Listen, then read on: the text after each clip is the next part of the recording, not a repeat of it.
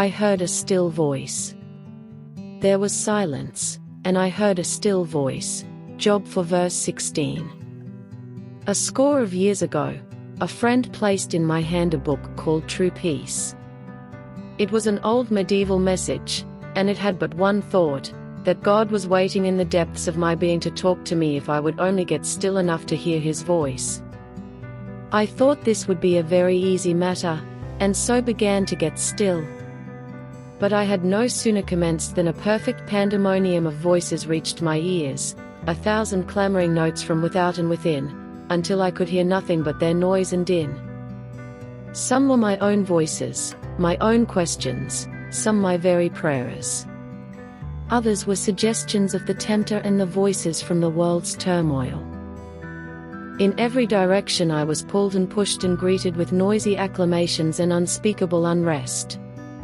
It seemed necessary for me to listen to some of them and to answer some of them, but God said, "Be still, and know that I am God."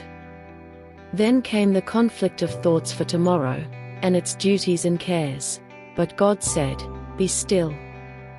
And as I listened, and slowly learned to obey, and shut my ears to every sound, I found after a while that when the other voices ceased, or I ceased to hear them, there was a still small voice in the depths of my being that began to speak with an inexpressible tenderness, power and comfort.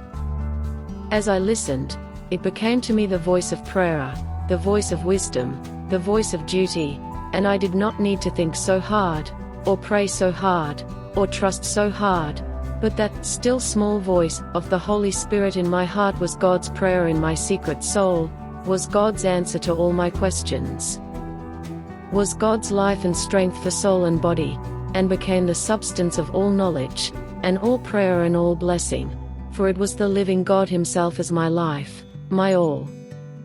It is thus that our spirit drinks in the life of our risen Lord, and we go forth to life's conflicts and duties like a flower that has drunk in, through the shades of night, the cool and crystal drops of dew.